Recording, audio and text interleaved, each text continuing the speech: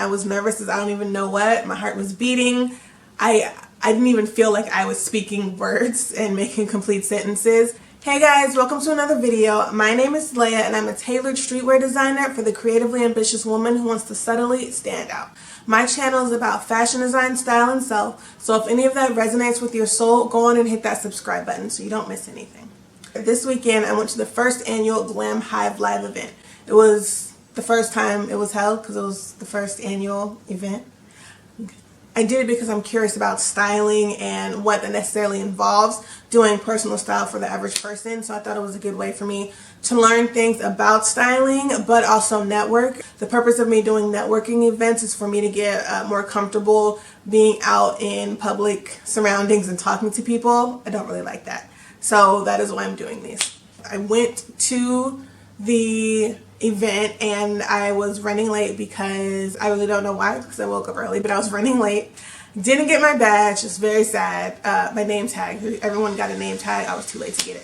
So we got there. It started a little late, but I'm not mad at it because I was late. Please excuse all the sound in the background. My building is having renovations and things done. Sorry.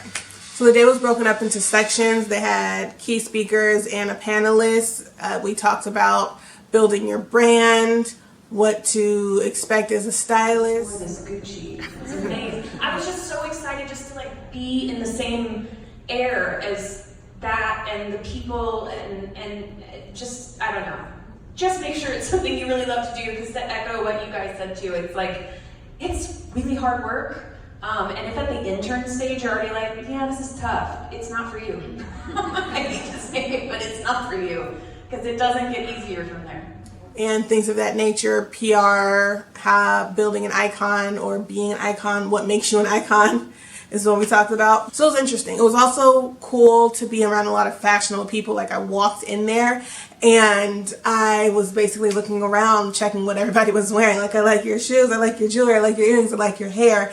And it felt like, you know, I was around my people, around the creatively expressed people, you know? So that was really good. I felt like I belonged. The event also had sponsors, clearly. We got water. It was by Core. Core is a very good water. Like, I've never had Core before, but that water is so good. Like, it literally tastes like nothing. And that's what water should taste like. We had these, I think, like, carbonated wine things. It was 5% alcohol. I'm not gonna lie. I was, like, I wasn't buzzed, but I was on my way to buzz. I'm a lightweight. Victoria's Secret was a sponsor. We got $50 gift cards. That was very nice. I feel like I got some return, financial return. I got measured, so I'm wearing the correct size bra because of Victoria's Secret. And I got free underwear, so that was cool. That was a good turnaround. Good ROI, I guess. I don't know. So beyond just all the perks and all the free stuff, I did take away some bits of information. Let's jump into that on what I took away from the GLAMHIVE Live first annual conference. So the first thing, I guess the most valuable thing that I took away career-wise is I asked a question. I was nervous as I don't even know what. My heart was beating. I didn't even feel like I was speaking words and making complete sentences. But again, I put myself out there and I tried something new. Anyways, I asked the question of what is the best way for designers like myself to get stylists to use their product in photo shoots and basically styling their client. And their answer was as simple as DM us or email us. I know it sounds easy. It is easy, like we're in DMs every single day, but as a designer, you know, you always think like, oh, these people have so many DMs, I don't want to annoy them, I don't want to come off wrong or anything. So getting that permission to DM them was actually eye-opening, you know, because it makes them more attainable. Them saying that helped me like envision a strategy. So what I'm going to do now is follow stylists, which I have been doing, but follow more stylists, ones whose style resonates with what I do or whose client style resonates with what I do, and then just start communicating, building a relationship, or just getting my face in front of these people so they can be familiar with who I am. So when I'm ready to drop some pieces or ask them to use some stuff or see if they want to use some stuff, like we have a casual acquaintance relationship. And it could actually make it worth the money for me, make that event worth the money, because I knew a lot of the information already, so that was a good one. The next takeaway came from Andrew Weist. He was one of the first speakers and gave a full-on presentation about the value of style, why you take intentional action on how you dress. So what do you do in that situation?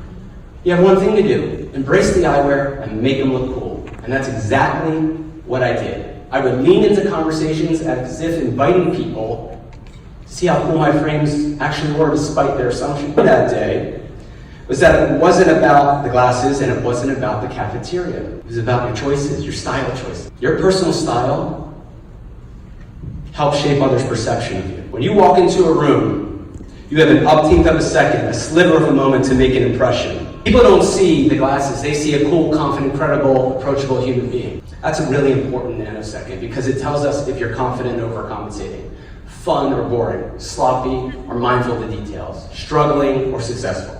Basically, you invest in your style because it's a way to stand out and progress your career. He covered a few reasons on why clients are hesitant about buying a styling service. And one of them is, of course, money. One of the jobs of a stylist is to relay the value of investing in yourself. But the main point that I took away is people don't invest in themselves because they don't see the value in themselves that makes the investment worth it.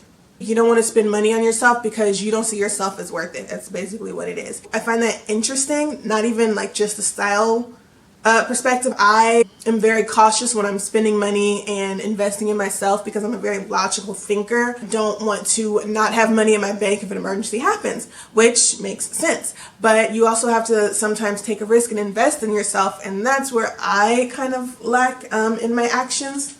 I mean, yes, about GLAMHIVE Live, it was a risky investment too, so maybe hoping there's a return on this, but we'll see. It's a mindset, mind shift thing. Is this logical reason more important or more valuable than what could potentially come out of it for me and for my family? So with that, I have to figure out if there's enough value in my vision. Like, do I have to step up the ante a bit to make it worth the investment part? And the next thing I took away from the GLAMHIVE Live event actually came from content creator Tasha Eason. She's a stylist and a digital creative director. In the panel discussion on making a brand or building a brand, she said something that kind of touched me. It was, be an inspiration to yourself, and that resonated with me so much as I'm trying to figure out how to build my brand, how to do social media posting, how to visually portray what I do.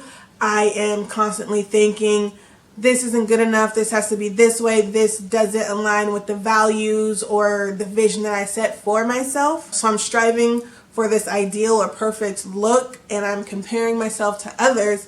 And at the end of the day, yes, I want people to like my stuff, I want to make connections, and I want to build a community, but I have to want this too, and I have to stay interested in it.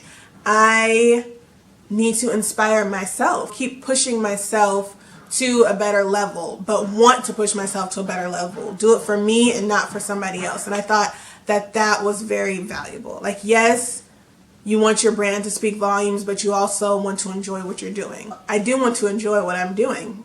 So let me know what you think. I said that being an inspiration to myself would be about challenging myself, challenging what I do, taking what I do to the next level. I want to know what that is for you though. How would you inspire yourself? Let me know in the comments below. Thank you for joining me for another video. If you like what you saw, please go on and hit that subscribe button and the notification bell so you can always be notified every time I drop a video. Until next time, keep designing your best life.